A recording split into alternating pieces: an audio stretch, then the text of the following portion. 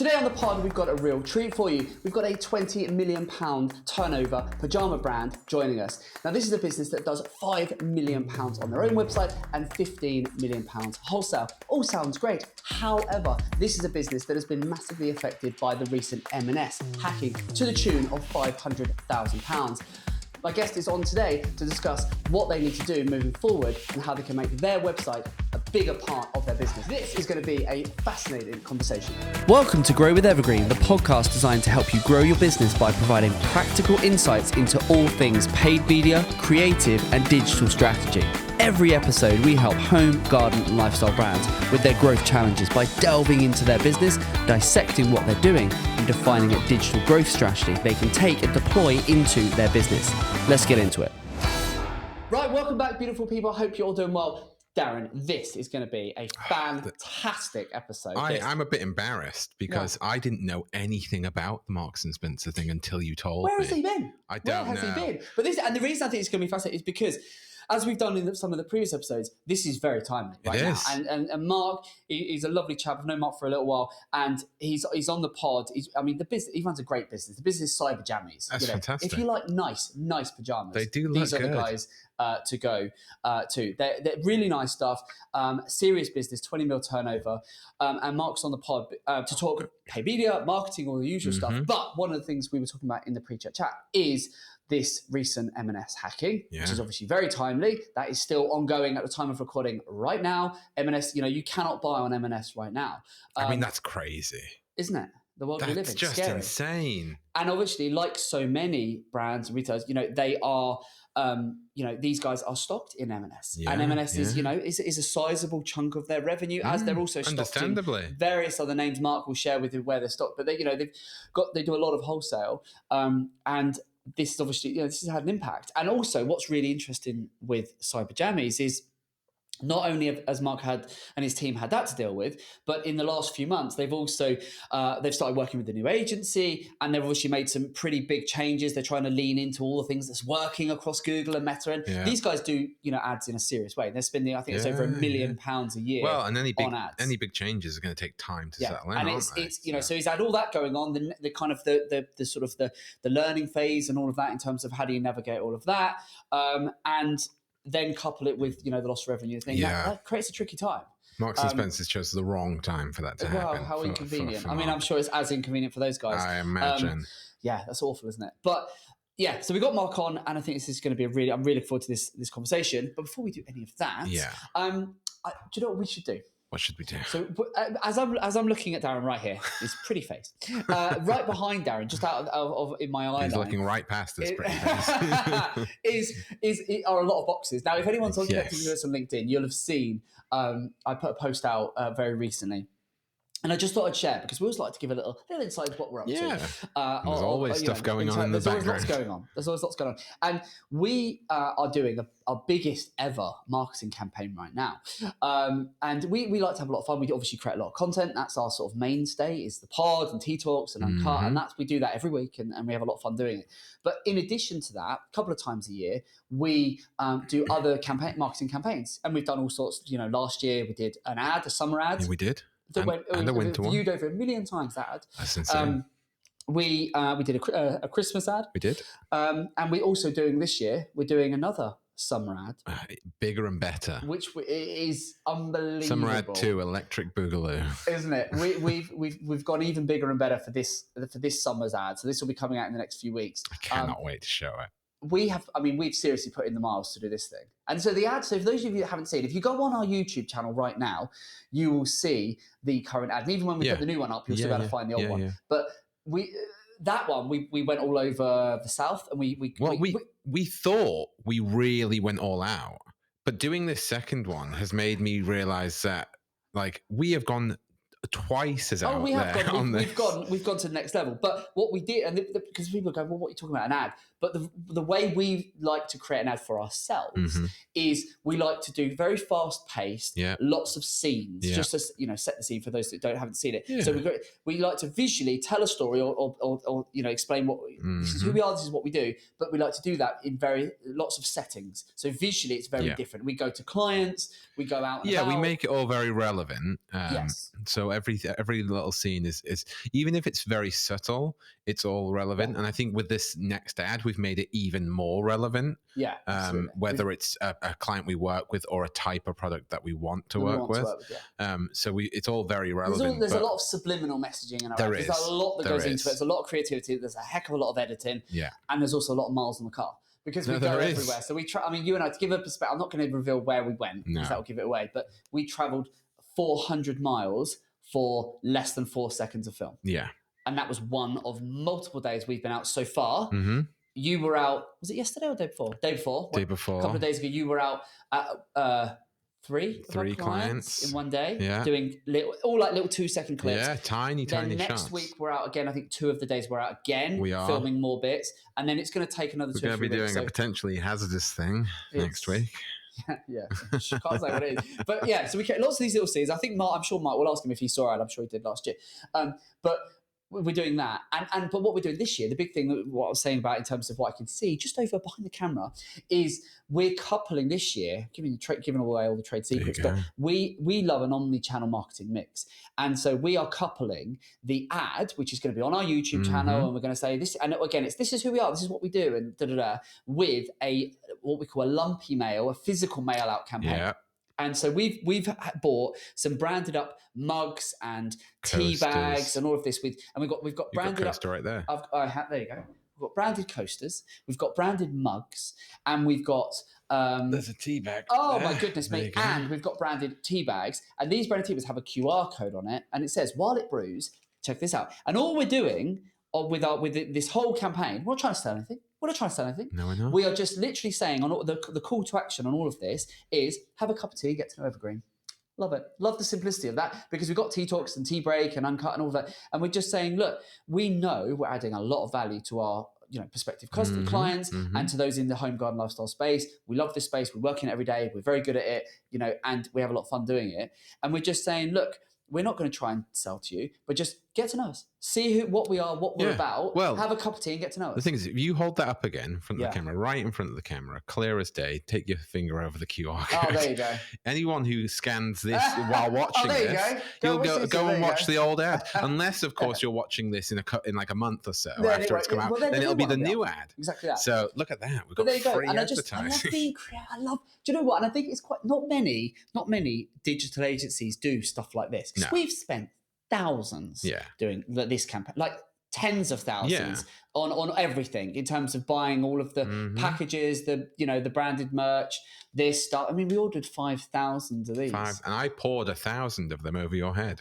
You did, literally did. But I love that omni-channel approach. We do, as you'd expect, everything digitally, creatively. We go to town, create an ad. The guys from a paid social are going to do everything, work all their magic to get us out there.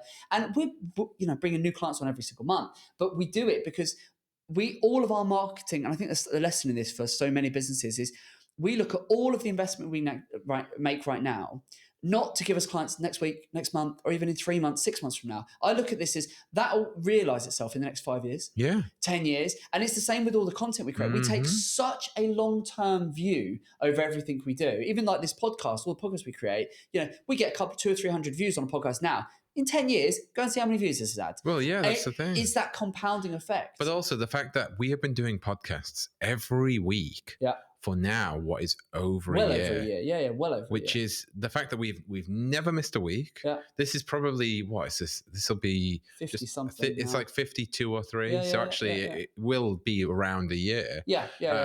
And the fact that we've built that legacy, it means that and the consistency, I think, is one of the most important parts of it. 100%. Is that. Because if we stopped for 2 months and then started up again, you'd never pick it up again. You'd be starting again from rock bottom. So the fact that we're doing that and we will never stop.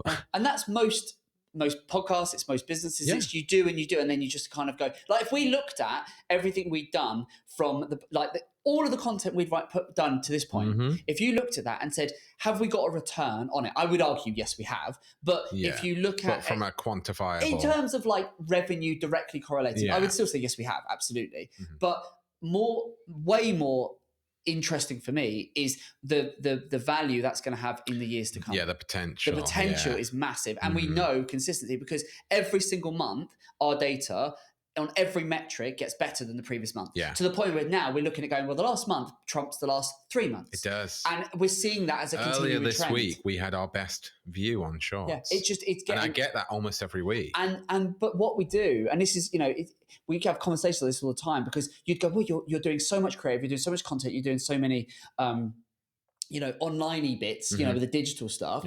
But even us, that with all of our expertise, all of our experience doing it, we still couple it with physical mail, and we'll send out hundreds and hundreds of care packages. Oh, absolutely. Not, we're not going to do like every brand in the land, obviously, but the one brands we've identified, God, we'd love to work with you. We'd love to work with you one day. Not a come and work with us tomorrow, but it's a just get to know us, just watch our content, because we know if you watch our T-Talks or our pods or Uncut, you will get some value from it. You'll love it. And then, when in a year's time, 2 years' time, you think, oh, do you know what? We need a new agency, or we want to do some paid media or some creative, will hopefully be top of mind. And that long-term approach and being creative, I've never seen another agency do anything like this. No.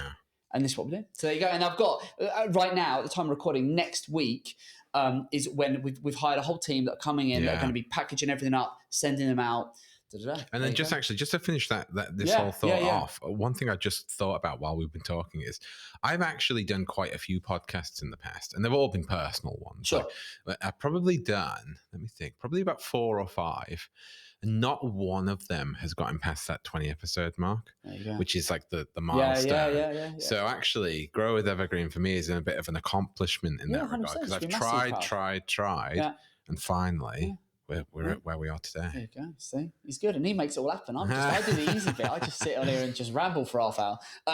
But yeah, it's very good. Right, let's get into this because we need to get Mark straight on. We do, because there's so much to cover here, and this is such a great business. And Mark knows his onions. Like he knows how many beans make 5, and I want to, So for this, I'm more just want to, try to give him a few pointers and sort of help him on his way. Really. Right, Mark, are you there? I am indeed. There he is. Mark, how are you doing, sir? You well? Very good, very good. Thank you for the invite. Well, thank you so much for coming on. Right, Cyberjammies, great business. Just give us a little 30 seconds history, you, the business. Go for it. So the business literally, the brand has literally just gone past its 24th birthday, and I joined the business. I've now been working for the business for 22. Wow. So I joined fairly early on in the process when the brand was literally just getting off the ground. So previously we did make an awful lot of own label business for companies like Marks and Spencer, Essenza, Topshop. And then the brand was the very, very small part, and that business has now completely reversed itself around, and the brand is pretty much dominating everything we do, with a tiny amount of own label now that we make for a couple of strategic partners in retail. So it's a pajama brand. We make for the whole family. The women's side of the business is is definitely the larger side of it, but the trend for family matching, Christmas pajamas, you name it, we now cover it off. So we do kids, we do men's, we do women's. We are very focused in on the quality of what we make. If you're going to spend, not that many of us do, get 8 hours sleep, you want to make sure that is the most comfortable pair of pajamas that you can possibly get in. We use a lot of modal blended cotton, which therefore makes it extra soft. It's also sustainable. So yeah, it's a brand that I'm very proud of. We've worked incredibly hard to get it to this point. We work alongside a lot of very impressive blue chip retailers in the UK, which we're very proud of. Can you name drop a few? I can name drop a few. Come on, let's not be shy. Might as well throw a few in. There's Marks and Spencer, there's John Lewis, there's Next, there's Very, there's a lot of, we also supply on the high street as well to a lot of the really solid department store chains like Fenwick, the Morley Group, I can go on. We're probably in about 200 independent stores as well. Amazing. I love this. Right.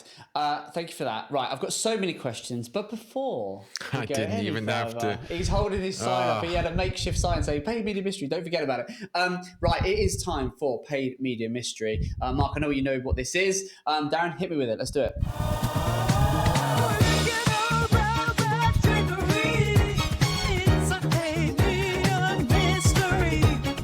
That's right. It's time again for all of your favorite segment, I'm sure.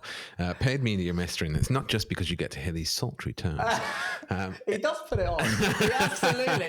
You've all seen Tea Talks. It's not as sultry as that. He puts it on thick for the pod. So it's, of course, the segment where I get to ask Aaron and our guest and all of you lovely people at home a question which is always industry related and multiple choice. And today, of course, we are talking about UK nightwear. And no pressure, Mark. The question. Oh God, I feel immensely under pressure already. The question is: what time of day sees the highest click-through rate for UK nightwear ads in 2025? So your answers you can choose from are A, between 7 and 9 a.m., B, between 12 and 2 p.m., between 6 and 8 p.m., or D, between 9 and 11 p.m. Oh, it's got to be one of the evening ones, surely. So, what do you reckon, Mark? Where are you going? I'm definitely in the 2 evening slots, sure. And because we discussed this before, and you'd think I'd know it straight off the top of my head. We sometimes try and put our ads just in front of when we think people are scrolling the most. So I think our view is they're probably scrolling around about the late one, the 9 to 10, and we'll try and throw our ads in just in front of it potentially. Mm-hmm. So do I go 6 to 8? Oh. 6 to 8 or 9 to 11. This is a good one, I have to say. This is very good. Yeah, I thought this was nice. Yeah, this is very good. I'm actually going to go 9 to 11. Okay. Aaron? I'm going to go C, 6 to 8. Okay, sure. Well, I can say that the correct answer is D, 9 to 11 p.m. Yeah. There you go. He's not an expert in this industry. There you go. You got it. Well done, you, sir. I didn't embarrass myself on the first question. This is good. That is our paid media mystery. Very good, very good. Right, Darren, while you've got the mic, my friend, do you want to just quickly give us, you don't have to run through every single bit, but just give us the headlines from what Mark put in his application, just to sort of set the scene beyond what Mark's done in terms of course. The key challenges and sort of the key questions, because I've had a look through and one of the questions is right up your street. Okay, let's have a look. Yes. In fact, we probably should have done this before, but it's fine. We like to mix up the format. We do. We keep people on the toes. Yeah. So we always ask our guests to answer a couple of questions before they go on. And of course, we've got the same questions for Mark here. So we asked, what's the estimated monthly revenue? And it's as Aaron said in the beginning, it's 400K plus on the website, so around 500K, and 1.7 million in total, including wholesale. Do they have any team members? If so, how many? They have 7 in the UK, and they have 300 in India. First marketing challenge, because we always ask 3 marketing challenges. First one is scale my digital spend on Meta and Google, attracting more new customers without it costing the earth per acquisition. Second marketing challenge is widen our reach by considering different marketing tools. It's always good to know. And the third one is start our digital marketing journey with our best performing international markets. That's good. That is very good. I have roped in I asked some of my senior team for some of their insights on the international stuff, because they've got more experience than I have. And they've come with some little gems, actually. Nice. So, yes, that's going to be fun to get into. We always ask what marketing platforms that our guest is currently using, and Mark said that he's using Meta, Google, Bing, and Klaviyo. We always ask what their current marketing spend is. And this is a nice chunky 1 million annually. 1 million smackers. Which is a nice round number there. We always ask where they want the business to be in a year. And Marcus said, right now, I want to settle for maintaining our current turnover and profitability. It's been a much more challenging couple of months. that it has been for a good number of years. I'm focused on improving our international sales, which have a lot of room for growth, hence why his third marketing challenge, as we said a second ago. What does the business look like when it's finished? A global nightwear brand, still delivering the exceptional quality and variety we have always delivered. Very nice. And then finally, we always ask, what 3 questions would you like to ask Aaron? And he has said, what is cutting through the best in digital marketing at the moment in content and ad format? He's also asked, and this is the one for me, I'm guessing, it is. Which AI tools are you currently making the most of, or most use of, and why? I've got more than just a couple of answers for that. And then what top tips would you give me when starting out on international digital spend? And I'm guessing that's what you've got the senior team on.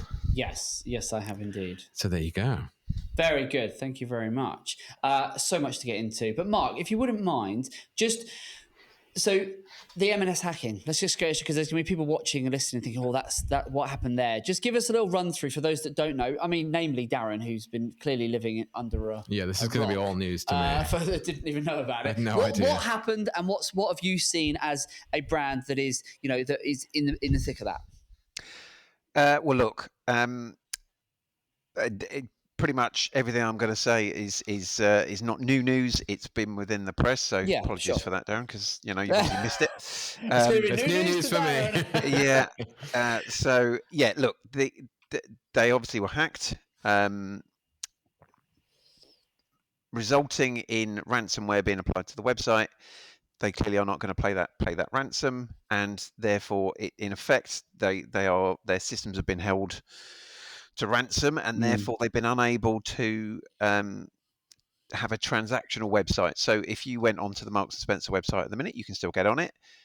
Therefore, you can still, in effect, browse the website, but you cannot purchase anything from it, and you can still purchase from in-store. So from Marks & Spencer's point of view, they are still very much trading as a business, and you can go into any M&S store and you will still be able to purchase. The issue as a brand is that all of our branded business is online only with Marks & Spencer. So in our particular case, we are getting 0 turnover. Obviously, Marks & Spencer is a phenomenal brand. It's a really strong, affinity with Cyberjammies and M&S together. We talk quality, so do they. Sure. We talk value for money, so do they. And therefore, it's always been it's basically our biggest business outside of our own website. So it was always going to hurt, unfortunately. And what's that hurt you to the tune of so far? About 500,000, you said? Yeah. Oof. Yeah. And obviously, at the time of recording, no one really knows how long this is going to continue, and that pain is going to persist for at least, in the short term, one would think. Yep. There's only limited information that obviously the brand, the business can tell us at this stage.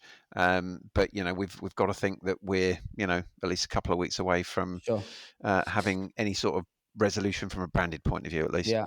So I mean, thank you for sharing that. I think it's obviously, so what that does is it puts more pressure on our own website, which you said also is at a time in the last few months you've made some changes and you've got lots of new campaigns and things bedding in and trying to kick out of learning mode and stuff like that. So just sort of, do you want to expand on that and just sort of set the scene, paint a picture for us in terms of what the last few months have looked like and where you are right now from your own website perspective? Yeah, I mean, look, if I look at the last year, today we are still 15% up. So in the overall scheme of things, I haven't got a huge amount to moan about. Sure. However, what I'd probably say is, from January onwards, it's become more challenging from a retail point of view on our own website. And, with all the metrics, whether it be the number of visits to the site, the number of page views, et cetera, it has been consistently down by comparison to where we've been previously. So look, I'm incredibly fortunate. We've had a business that's grown double digit for as long as I can remember. Yeah. So, I'm very pleased that we are where we are. But from the start of this year, we were asking ourselves questions saying, do we need to do more? And our return off Meta, our return off Google has increasingly become a bit more expensive. ROAS has always been solid, but it's just started to creep in the wrong direction. our cost per acquisition has started to creep, or even if it hasn't started to creep, we've been struggling to scale. So, my take is, if the numbers look good, keep spending more. And unfortunately, we've kind of hit a bit of a plateau where we've been struggling. So we have changed who we are currently using as an agency to manage our digital spend. So we are very much at the start of that journey with those guys. And as yet, we are still looking at numbers that both sides are saying, well, this isn't where we want it. So, yeah, it for the first time in as long as I can remember, we're in a holding pattern, a bit of a trickier time. Right. Okay. Interesting. As you say. So, and I think, as I say, if you look at the bigger picture, you're up. You're performing well, and as I say, I think what you said, it was a really interesting point, is if you can maintain, that will be seen as a win, based on everything that's happening, and I suppose even more so now with the whole M&S thing. Before we go any further, are you enjoying today's episode? If so, you'll love our other show, Tea Talks. They're short, informal chats where the Evergreen experts and I share actionable nuggets on all things paid media, creative, and digital strategy that we use daily when growing our clients' businesses. And best of all, much like this podcast, it's completely free. So if that sounds like something you'd be interested in, see the link in the description. Now, let's get back to it. So interesting. And so in terms of your marketing activities, you're spending £1 million a year on ads. You're big on Google, and then you're big into Meta. Just what's the sort of split? Like, how much are we investing on those platforms? Is there any other third or fourth platforms in the mix? Like, what does that look like? So we pretty much are solely spending most of the money between Google and Meta. Yep. On a couple of occasions, we've had we spend a tiny amount on Bing, which is more focused on the brand side of it rather than necessarily going after new customers.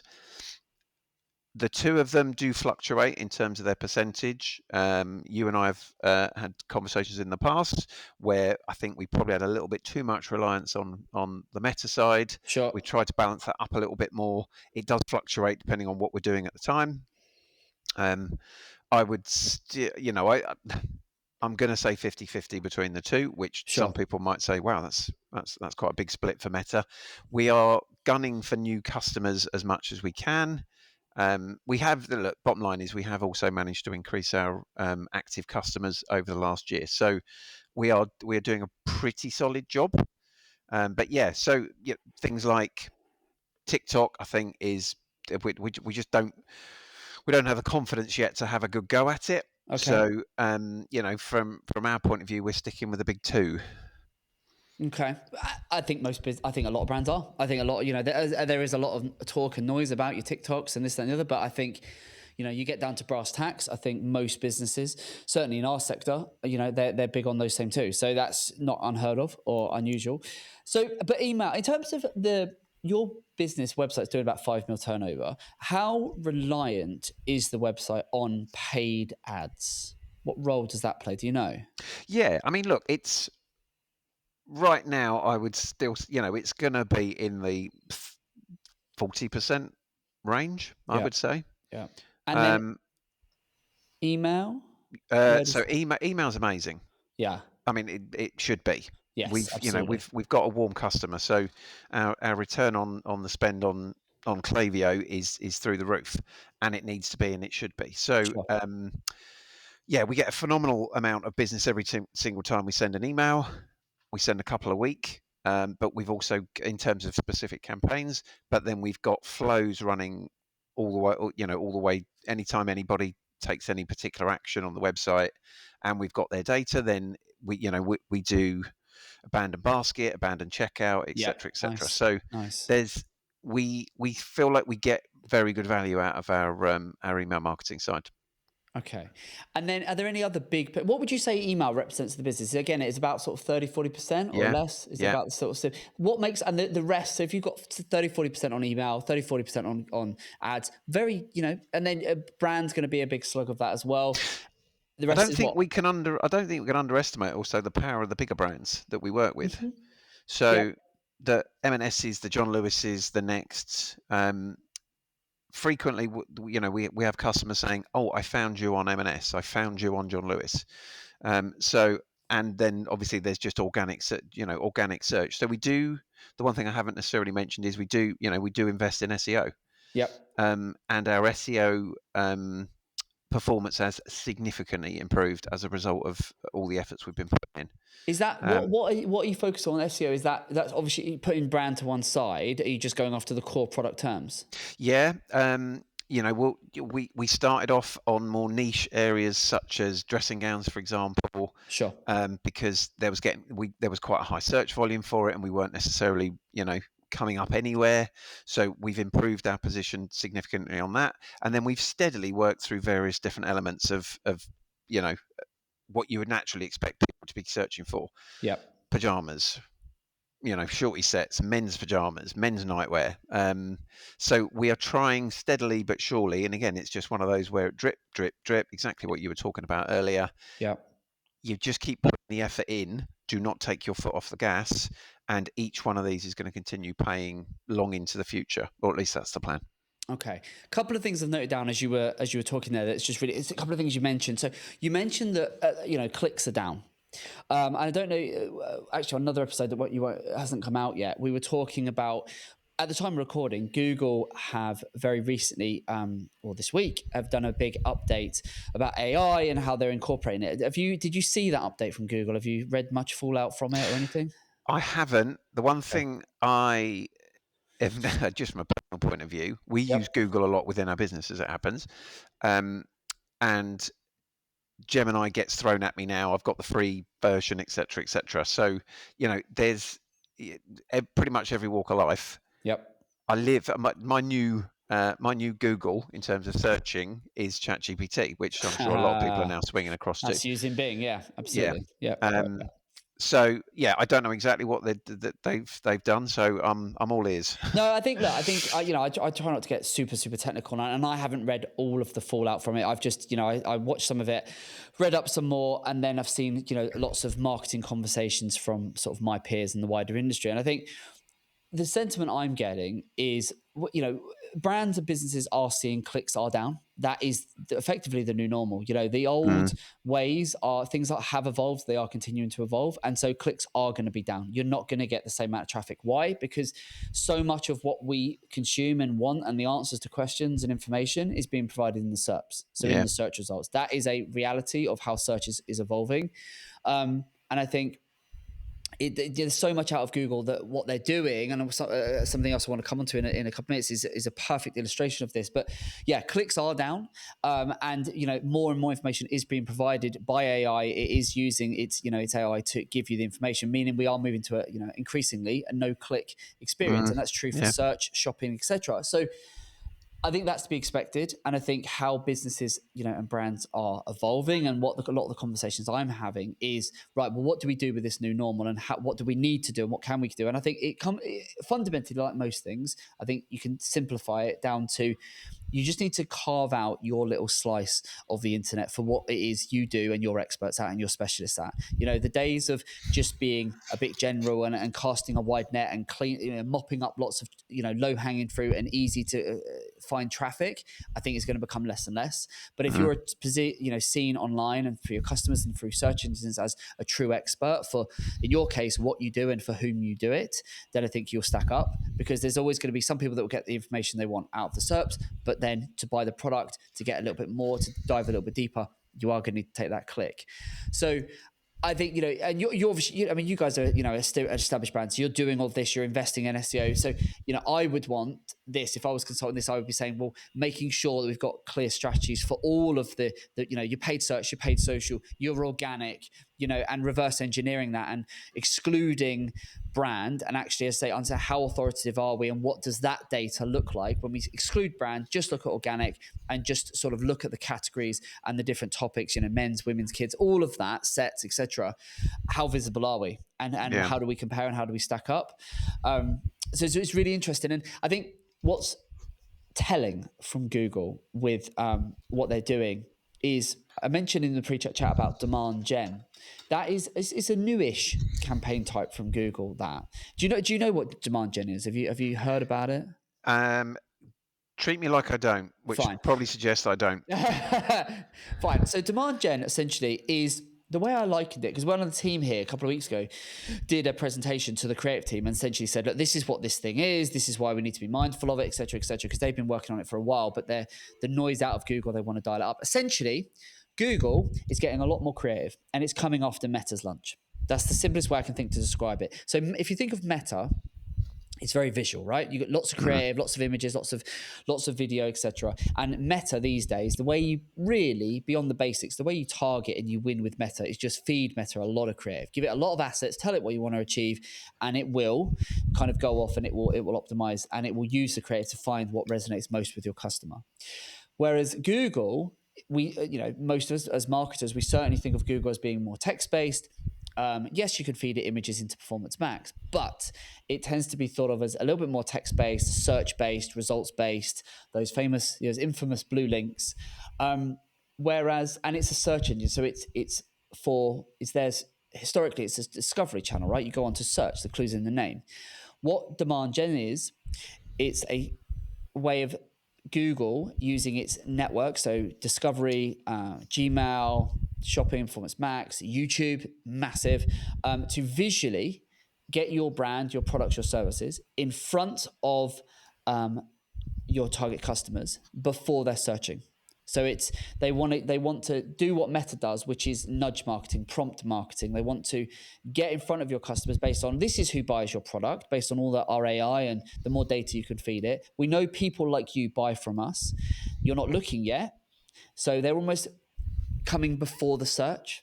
And Google, all the noise out of Google is, and with this demand, they are massively pushing this more early stage discovery. So you're not quite looking yet, but we know you might be looking because this is in the sphere of what the sorts of product services you buy, the things you're interested in. Therefore, we're going to show you ads, images, videos, etc. A bit more disrupting. So, because obviously from Meta's point of view, lots of people are on the social media not to go shopping. Exactly that. And you're interrupting the space because, you don't realize you need this, but you do. Exactly that. And if you look at, what TikTok's doing, if you look at what Meta is doing, Google has essentially gone, we need a bit of that. We need a slice of that pie. And this is not a new thing. It's not, they've just suddenly come out and do it. They've been doing it. Our guys have been testing it, been playing with it for months. But the reason that we had an internal presentation was they were saying, this is working. We're getting extremely cheap clicks that are relevant, that are niche focused, that are targeted. And this is starting to be really interesting. And then when we've had the most recent Google update, they're looking at this going, this is interesting. This is another string to the bow. And what's great about this and what the creative team were delighted about is you can repurpose all of your meta creative into Demand Gen. So you don't need new size ratios. You don't need anything different. You can repurpose all the same stuff. So a tip for you, I mean, your agency may already be doing it, but I would go to them and just say, are we leveraging and experimenting with Demand Gen? If we're not, let's take that meta creative and let's plug it in, because I can guarantee you're going to get far cheaper clicks, and it's going to give you, it's another top of funnel channel. It's a whole other way of just saying, look, we want to get in front of our customers before they're even searching for us, be that by brand or by product. I like it. Yeah. So I think that Demand Gen, make a note of that. Definitely go and speak to those guys. Or feed that back and just get them to. That is worth running a 3-month experiment. And if you do it, please let me know how you get on with it, because I'd love to know. I've been scribbling lots of notes. Good man. So I think so it's kind of clicks down, not hugely surprising. I think in terms of your marketing makeup, you've got that nice, as I'd expect. You know what you're doing, so which is really, really good. As you've already said, based on with your new agency, you're coming out of that learning phase, so things are naturally going to pick up, which is great. Darren had a quick look at Meta Library. There's lots of creative there in terms of what you're feeding the algorithm, so you shouldn't have many problems there. The other key point that you noted down, I'm just going to refer back to the questions. Why I do that, Mark? Is there anything in particular that you want to delve into, you want to discuss? Look, I think we're just at a bit of a crossroads in terms of knowing what's best. Look, we just before started recording, started talking about the benefits of still images versus video. From my point of view, it could well be the quality of the videos that we've so far used, etc. We tend to get better results, and incidentally, this is not new news.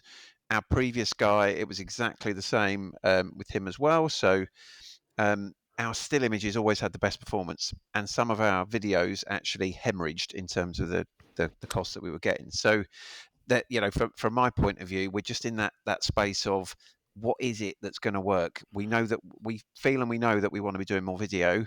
Yep. What we're doing wrong. I think that's kind of where we're at. Aaron's ears are pricked up. I think, like I said to you in the pre-chat chat, I don't like to sort of say bad things about other people's ads, because it's I wouldn't want it to happen to me, so I won't do it to other people. But in terms of constructive thoughts on the 3 video ads that you have going at the moment, I think based on what you've been saying about the brand and the audience, I think there's a couple of interesting things. One of them is very much it's people wearing the pajamas, but then it's not showing the people; it's just showing the pajamas on them. Whereas I think a lot of your image-based ads show the full person. So I think that almost is moving away from people seeing themselves in them. Then the other 2, I think, is almost the opposite problem, because basically the other 2 are essentially UGC-ish style videos of women unboxing and trying on the product. Now, you said that probably your biggest market is women. At first look, I would say these ads appeal more to men.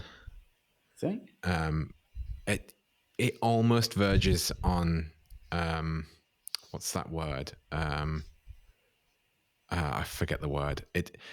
I mean, what I would say is we have had good success with some of the UGC doing exactly what you're talking about there. UGC is a really good choice for this. We've had some great unboxings. We've had, part of the reason why you're seeing more of them is because we've actually had pretty good success in the past. We just got to a certain point where a specific piece of UGC had hit a bit of fatigue, sure. and the customers were like, I've seen this, I'm bored of this, I'm going straight past it. How much UGC have you got? How much are we playing with? Are we feeding it enough? Probably not. Yeah. I think again, in terms of getting the right content creators, we find that a bit of a challenge. Yeah. Mm-hmm. Yeah. Understanding what should be paid, shouldn't be paid, what should be free, what we're in that world, as you can tell. We're asking a lot of questions of ourselves at the minute, and I'm not entirely sure we've got answers. But yeah, so it's good to ask the questions there. We do get some benefit from UGC. We've actually got I still call it a sub brand. We've got a slightly higher end nightwear brand called Fable and Eve, and it's £85 for a pair of pajamas rather than 52, and the UGC tends to work that bit better on that brand because it's high value, etc. It looks a bit more aspirational, so it could just it does work. We would just prefer it to work a bit better than it does.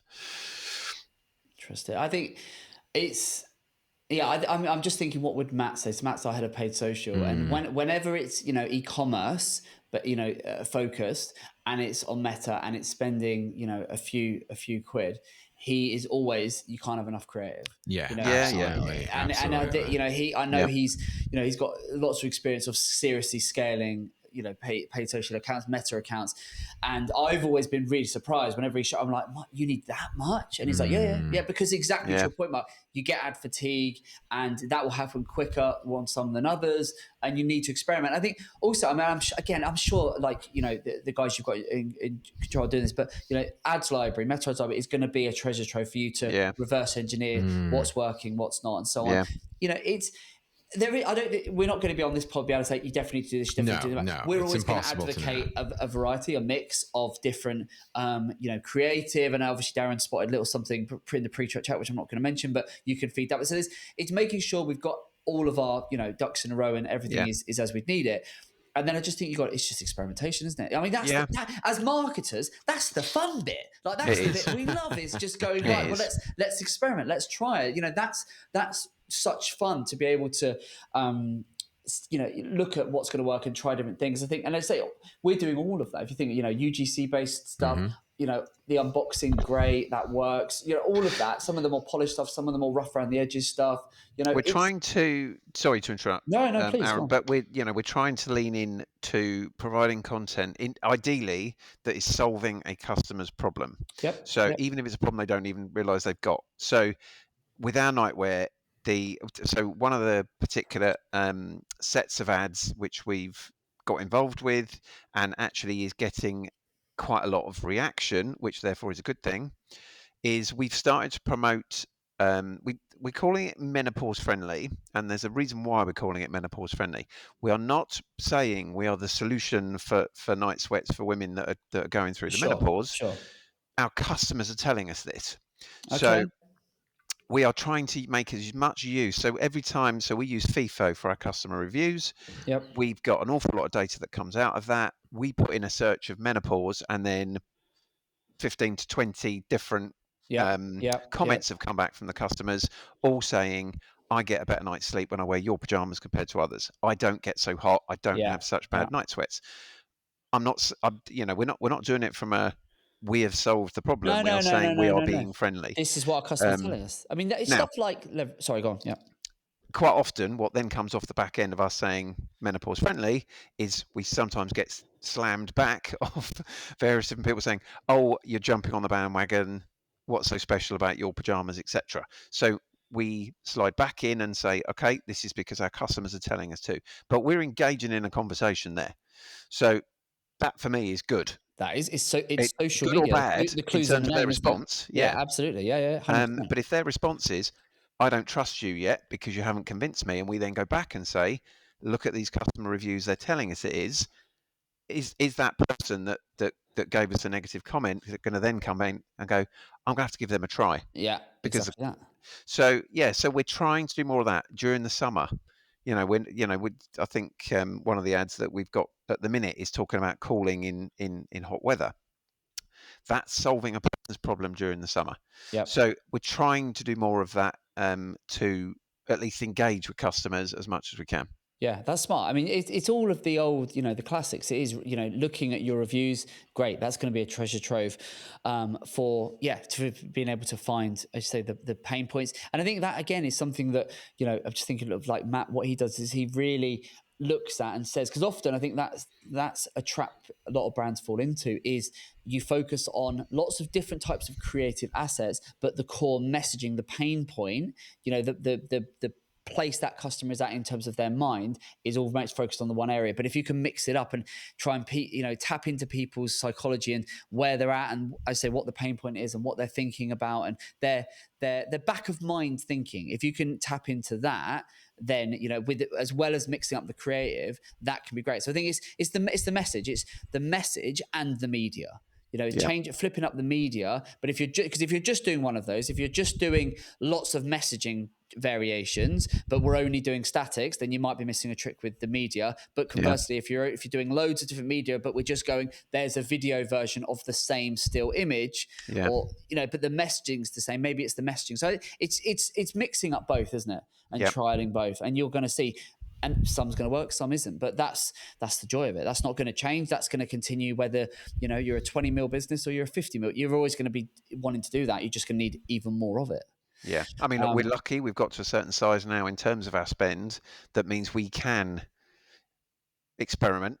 Yeah. Our dynamic product ads are great. They always perform really, really well. So there is clearly a customer that just wants the simplicity of, I like the look of that. I'm going to click on it and I'm going to buy it. Yeah, exactly that. But so we do have at least enough budget in there to be able to experiment. I love it. I wanted to sort of take a slightly different tack. We'll come back to this. I've just got a question. I'm just thinking, I know there'll be people watching this sort of thinking, you're spending, 20 mil turnover business, 5 million online, you're spending £1 million on ads. There'll be people thinking, how on earth did you get to that size of spend? Just, if you wouldn't mind, just take us back. Like, if you cast your mind back 5 years, 10 years, like, has it just been an organic, each year you've spent more as you've grown, or what's that look like? Because I can imagine there'd be people going that, they would have night sweats and, if they thought about spending that sort of money on meta ads.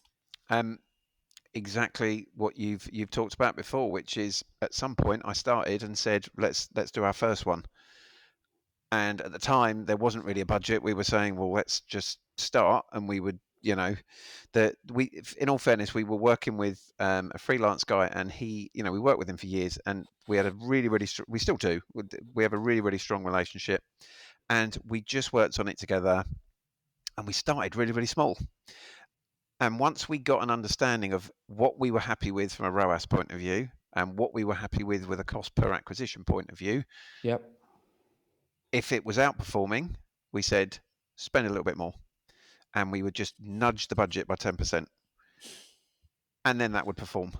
And we'd say, okay, well, that worked. And the numbers still look good. Let's spend another 10%. And each time, because the results kept coming on the bottom line, we were like, well, this must be working. So we would do a little bit more. And again, yes, we spend next to nothing on it now, but we do spend money on it, securing our own brand. There's some people will say, why'd you spend money on your own brand? We're protecting it to make sure that other people aren't. Absolutely. You should, anyone watching this, you should absolutely be bidding on your brand, 100%. But yeah, so it just organic, steady. And we've probably done it over 5 years. Wow. So we've only really been spending, I would probably say, for the last 5 years. And it has just been eking it up and eking it up. I'm just curious. Cast your mind back to that first time when you thought, let's dabble. What did you start with? Did you say we're going to start with a few £100, or was it like we're going to start with 20 grand type thing? A few £100. Was it? Yeah, a few £100, and that's a heck of a jump. Let's start with 50 quid on this, 50 quid a daily budget on this campaign. Right. Well, let's just see how that goes. And we would literally sit there for the first week going, oh my God, what's it done? How much have we just spent? Where's it gone? Is it just, we just wasted a load of money? And oh no, wait, it's quite good. We've got quite a good ROAS off that. And when you say, and would you be, if you back then, would you be to judge the return looking in platform? So we spent X on Meta or Google, and then this is a reported return. Well, I've got metrics coming. The one thing that I would recommend to any business in order to get from a relatively low turnover to 20 million is you need automation and you need systems. If you don't have systems, you're dead in the water. So, all our link ups with the big retailers, we quite often do, it's part wholesale, but also part direct to consumer. So, we're plugged into their website, but we're actually fulfilling those orders. So all of these things require systems. So I also look at, we moved platform, and when I think we've now been with Shopify for 4 years, and that's been dramatic in terms of the amount of apps that you can put onto your website, etc., that all link up. So it's I've got an endless list. I've got a couple of new starters coming fairly soon, and I've tried to do a diagram of all the systems we've got. And to be fair, I think I'm going to have to do it in bite-sized chunks because they're never going to get it. So there are so many different systems that we use to get all our data together. Yes, I was in platform. Yes, we were looking at Meta. Yes, we were looking at Google. Yes, we're looking at the website on its own. Yeah. I definitely think our spend has helped the retailers that we work with as well. Of course it will have a knock effect. But so, and now then, where you are now, what do you use in terms of your North Star now? In terms of, are you a GA4? Are you going off Shopify? Are you still using platforms? Like, what do you use now to sort of be able to judge the performance across these platforms?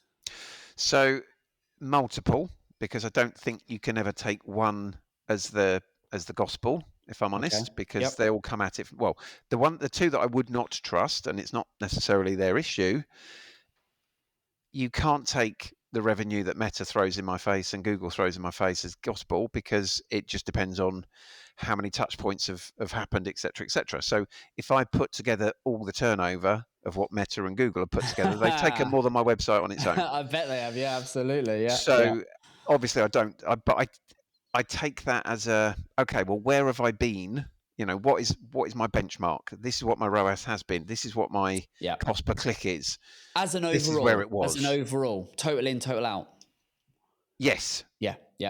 But I use Bright Pearl as my kind of main system where all the orders come in from all the retailers and the website, etc., and I get a huge amount out of that.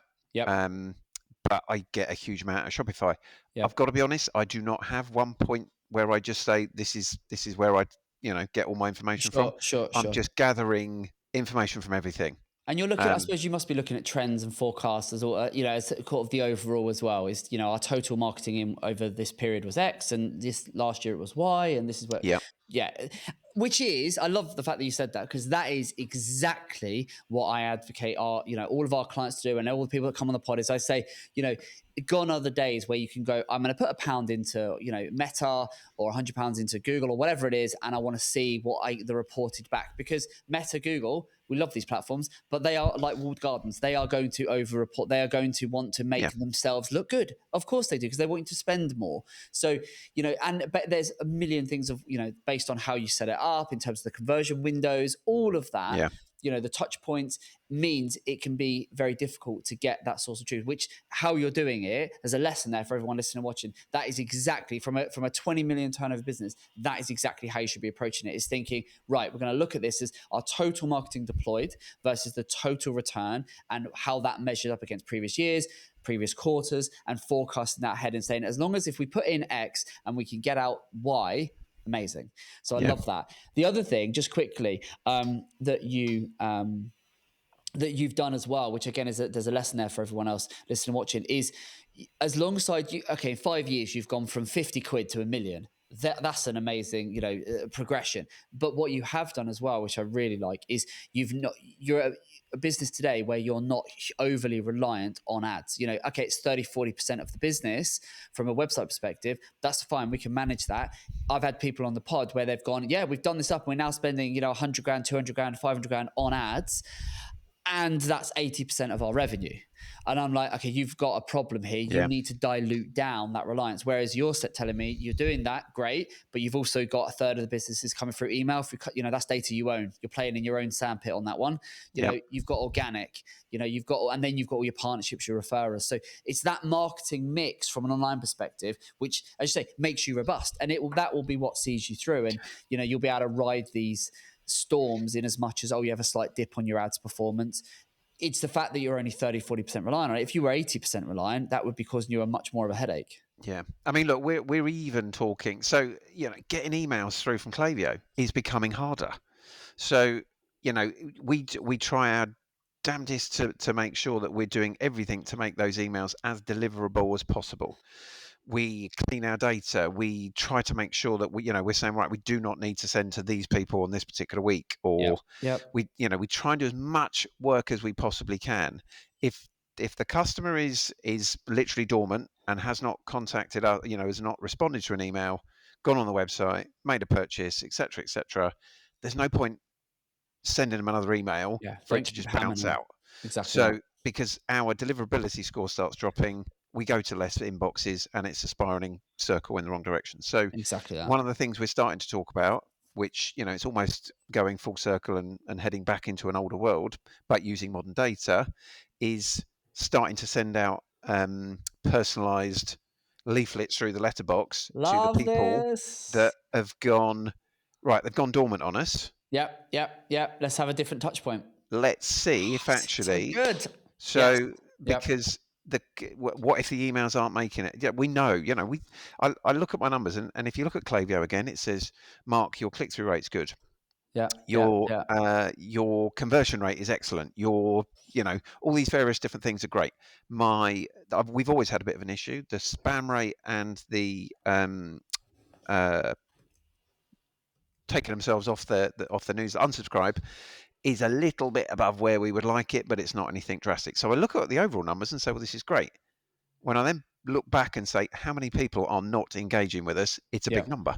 Yeah. So is there another way of contacting them that they would prefer? So there are so few people now that get stuff through. I mean, I get hardly any post. Yeah, this is so topical. We were talking, at the top of the episode, we're saying the big mail out that we're doing. I'm a massive advocate of that. Do you know what I would do with the leaflet, the personalized leaflet? Love that idea. I'm sure you've thought of this, but make sure you put like a QR code on it because they're all they're coming back. Drive people to the website, just adds to your retargeting lists. It just works. It's that online offline mix is beautiful. I love that to take some of the data there. That is a really smart idea, that to be able to go, they haven't engaged via email, that channel's not working for them, or we're not getting in front of them. Let's try something else. Let's go physical. Yeah, beautiful. That's so nice. And then I say, for your best, do you do any kind of brochures stuff? Because I worked with a client a while back, and they did this really well, and it was really good for them. Is for their best, their top like 10% of customers that were repeat purchase, they would send them a brochure. I think they did it twice a year, and they would send them a brochure that was, it was almost like a VIP club type thing. Do you do anything like that? Well, very topical. We are literally just about to sign off with in terms of how it's all looking and what the tiering system looks like, but we have signed up with Loyalty Line. Okay. So previously we were using Mention Me in order for people to be able to refer, and that was a good steady tick up in terms of the amount of people that are, that are then referring a friend, etc. You get a discount, they get a discount. Yep. It felt like we were a step off really getting stuck into making, firstly, we weren't necessarily treating our VIPs that special.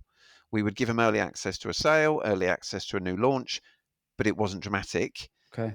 So we've now gone in with Loyalty Lion. We've set up the tiers, and this is very, sort of, there are certain customers that spend a very large amount of money with us, and as soon as we started looking, we were like, that is a very large amount of money to spend on pajamas. Yep. What do we do for them? Absolutely nothing at the minute. So we are now trying to do something. So we want to make them as sticky as possible, and we want them talking about our brand. Yep. So we're almost going one step further, and a brochure, possibly is something we could go down. Yep. We're literally talking about focus groups, bringing them in, giving them a lunch. Love this. Yeah, nice. What can you tell us about the brand that you love? What are we doing right? What are we doing wrong? We'll maybe get, so we've worked with some do we bring some influencers in that they might actually want to meet up with? Mm-hmm. One of the models that we used her for absolutely years. She's a bit of a celeb in her own right. Do we bring her in? We can do a bit of so anything that we can do to make our top customers feel extra special. Yeah. Given how much they spend, they only have to do one or two more orders, and it will more than pay itself back off. I love it. I think, I would, you could do the brochure idea, something, really glossy, something. It doesn't have to be, but that kind of thing, something really, for the top 5%, top 10% of customers would be really good. I think you'd get a nice return on that. Yeah. But then, as you say, for the top 1%, 2%, those ones you're talking about where they are serious customers, focus groups, bringing people physically together. I mean, you probably, again, thought of this, but you could send like an actual care package, Absolutely. I would go all out, really nice boxing, like make the unboxing experience amazing, and I do the whole kind of like maybe send them some freebies, some stuff, even like new exclusives that haven't yet come out yet. So there's a little bit sense of like, oh, this is, I'm a bit special. That, not lovely box, wax seal on it, and then in amongst that, you put, an invite with, like proper, where you invite them in, we're doing a champagne lunch or what, as you say, that sort of thing, but you're giving them a little something, you're making the unboxing experience, all of that for those top 1%. Then if you tiered it and go, top 5%, we're gonna send them a brochure. I say it's just driving that repeat customer, isn't it? Getting them back and turning those customers, those loyal customers, into brand advocates. And then ultimately that generates a bit of content as well. So and then other people see it and say, I'd quite like to be in that I want group. A bit of that. That's what a client I worked with did. They did things in store. They did do some of that, but they also did the brochure, which is the bit that we were involved because we did the print for it. But all of that, I mean, that's Harriet. So my wife, fellow director in Evergreen, we're doing more and more print at Evergreen in terms of for our clients, and that's her background. She's been, graphic designer, window designer, print media. So it was actually, when I say it was one of our clients, it was actually one of her clients that I then started doing some of the digital stuff on a few years ago. But they did this, and it was I think they did 2 a year of this sort of like they did a spring one, a spring, summer, and autumn, winter. and it was a very big part of their marketing strategy, and it worked really well for them. I love it. Oh, amazing. Right. We are pushing on time, but there's 2 other topics I just want to very quickly cover. We are going to run over. Sorry, this is going to be, I'm getting the eyes from Darren. It's all good stuff. It's too good to, I can't let you go yet, Mark. Couple of things. I'm just referring to your questions now. So on the international front, I know that's a big focus. We're not going to have the time to delve into it as much as I want, but I know you said that's a big thing. What I might do, I'm just going to see if they're here, because I asked the team. So I asked Matt and Lou, our heads of search and social. I said, give me some key points in terms of, like, from their experience having done it. What I might do is, I'm just looking through, there's almost too much here for me to cover. Some of it's fairly obvious in terms of, and I know you'll be thinking of some of this, they essentially said, look, when you're breaking into a new territory, search, a lot of brands default to let's try with search only. And they said that won't work. Search alone won't work in isolation. Okay. A lot of obvious stuff around, the holidays, the audience, the quirks of the locale, and so on and so forth. But they've got some really interesting points on here. I thought a really interesting point, and again, some of this you probably will have thought about, but customs and stuff like that, how that whole side of it works for the international customer, putting that front and center, not burying it in FAQs. I thought was a really interesting point. Obviously, not so much if you're going into the US, but native, in terms of how it's written, native language and so on. And then budgets, there's a whole bit here in terms of what they were suggesting around budgets, because a lot of people think, well, that's what we're spending in the UK. Let's go to the US, forgetting the US is considerably bigger than the UK. And then what else have we got on here? I'm just seeing if there's any salient points. What I'll do, Mark, if you want me to, I can get the guys to just send you almost like a crib sheet with a few things to just be mindful of. Would that be useful? Sounds good. Yeah, I'll do that. As always, I'm a sponge. There you go. Always it. Up for learning. I love it. So we'll do that. Now, the final point. So sorry, I can't expand on that more, but it would take me 20 minutes to go through every point on their email. AI tools. Come on, Darren, perk your ears up. AI I'm tools. Back in. There he is. And I'm back. So, Mark, one of the questions was, what are we currently making the most of, AI tool-wise? And being as you are a resident AI whiz. Well, so I want to turn the question back a little bit, and just to get a bit more specific. Is there anything, what area specifically, Mark, are you hoping to get more tools in and get the most out of AI in?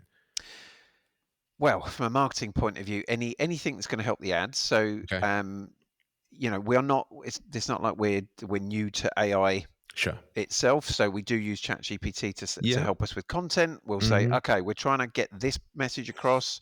How can we make it sound like it's this is our tone of voice, etc., etc. We use it. I mean, me personally, I use it literally every single day. I now use it instead of Google. So and it does help a lot. So I think, from a marketing point of view and generating content, etc., I would say we are already using it.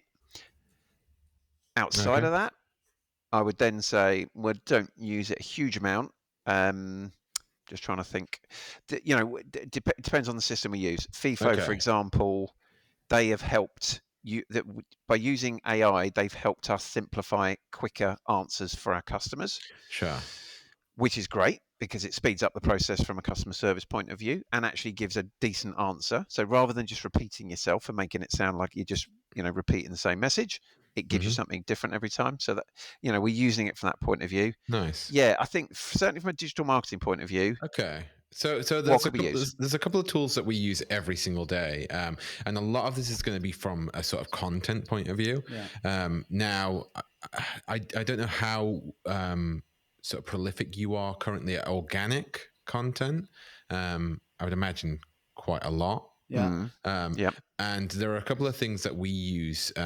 For example, I mean, there's the obvious ones like ChatGPT. I mean, there is Claude as well, if you've heard of Claude. Yes, I've heard of Claude and Perplexity. And Claude is very good at I would say that ChatGPT is very good at analytical sorts of things, whereas Claude is a bit better at like writing long form content. So if you're doing blogs and things, then a lot of what we've done in the past is we've given Claude transcripts from videos that we've done, and then it uses that to create the blog. Yeah. Now, what you can then also do is give that blog content to, say, ChatGPT, for example, which will come up with the social copy for it, because ChatGPT is a little bit better at that short-term stuff. ChatGPT actually is making a lot of progress to the point where it's almost as good as Claude for long-term stuff now. But I think if you can use both, that's always good. Yeah. Then in terms of like actual content generation things, there's a couple of things. So Opus Clip is something, I don't know if you've heard of that. No. So Opus Clip is basically a short form content creator, which you give it a long form video. So it really works better if you're already making longer videos.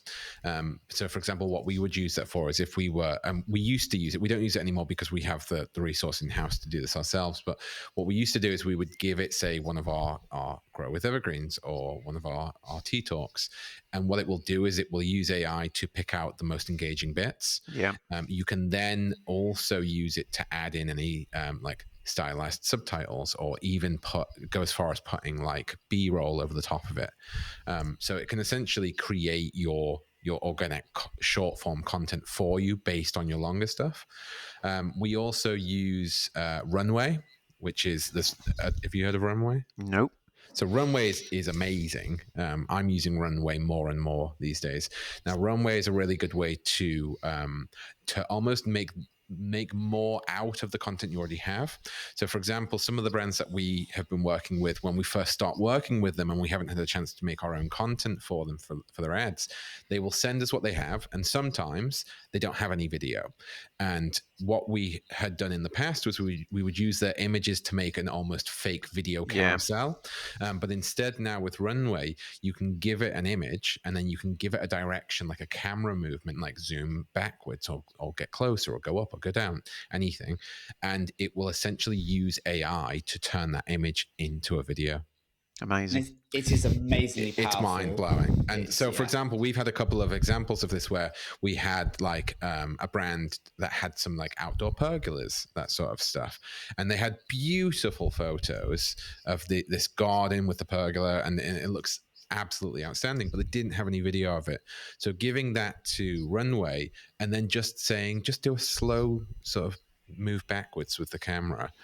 It's not tons, but what it will do is it will pick up every little bit in the scene. And if there are trees, it will give them a little bit of sway. If there's fire, it will make that flicker a little bit like fire. It basically does it in such a smart way that it just brings the scene to life. And even if you don't give it any sort of camera movement, it'll still have a slight camera wobble like it normally would if you were filming, and just essentially just makes it real and gives it so much more depth than if you were to use it. And you can still use the photo, obviously. Yeah. But it's always good to have both. Other thing, one that I use a lot now is 11 Labs. All right. So 11 Labs is basically AI voice generation. And it's basically just coming up with additional ways that you can make the most out of your content. So, for example, going back to Runway where we had an image, now we turned it into a video. Well, what can we do to add to that? So if we add a voiceover, that just gives it that extra level of sort of quality, extra level of engaging with the audience. So you had them from a still image, now you've got a moving image, and now you've got a moving image with that voiceover. And Runway has got a really huge library of voices. Sorry, not Runway, 11 Labs. It's got a huge library of voices. You can even feed it a voice and it will make an AI version of the voice. I've done that with Aaron before. Scary. It's scary. So just what did you do on that? So I basically just took, I think it was like 10 minutes of you on a podcast. Right. Gave it to 11 Labs. It took probably about 5 minutes. Okay. And I could type in whatever I wanted. And then it sounded amazing. like me. And it sounded just like it. I mean, that's obviously the side of AI that everyone starts getting twitchy about. Yeah. Especially when I was typing things like, of course you can buy a new drone, Darren. It's like, oh, well, if you say so, Aaron. Yeah, literally that. So there's that. I mean, the one thing I would say about AI is I try to tend to stay away from making things that are entirely generated with AI. Yeah. I prefer to enhance with AI because then you still got like at least 1 foot in the real world. Yeah. And you can't be accused of just sort of not using real people to do the work. So they're just a handful of things. I mean, there's even more, but and I mean, there's stuff like Zapier, for example, which Zapier is essentially it's kind of an automation tool. It's something that I've dabbled with. I know people who are like masters of Zapier, and I mean, Zapier is a scary thing for people's jobs because it's one of those automation tools where if it can hook up to so many different external things that you could ultimately take away a couple of jobs by using it. But yeah, so I mean, that's definitely going to be a bigger time investment to sort of learn the ins and outs of something like that. There you go. There's a few that we use, Mark. Hopefully that's useful, giving you, one or two things to go and play with. Well, look, we're gonna have to leave this here, unfortunately. I mean, well, at least stop recording. Maybe you and I could just continue to chat because I could speak to you all day. This has been such fun. I've loved having you on. So, massive thank you. A couple of key things then to take away, to like demand gen. You can ask, go and ask that question and stuff like that. Hope it's been useful, and the best of luck. Keep up the good work, keep in touch, and as you say, if you do roll out, these things we were talking about, do let us know. I'd love to know sort of how it goes and how they perform. Yep, sounds great. And thank you very much. You've given me I've written a lot of notes, so that's a good sign. Good man. Appreciate it. Thanks so much for being on, Mark. All the best. Look after yourself. Take care. Thanks. Bye. Well, there you go. That was Mark. He's a lovely guy. He's a really lovely guy. I love him. He's really switched on. He knows his onions, doesn't he? Yeah. He does know his stuff. It's good, And I think, there you go. If you need some pajamas, some very nice pajamas, they are lovely. Particularly the sets. Do you do that as a family? Like, do you do we have like at Christmas time. Yeah, the Christmas, your matchy. Yeah. Like my wife, she loves a bit of that. I think she's probably, she loves a bit. Every Christmas, it's like, right, we're going to comes with this. All sort of like, okay, I'm wearing that for next month, am I? I'm going to have to look and see if I can find some. But yeah, so cyberjammies.com is if you need some pajamas. So do check out those guys.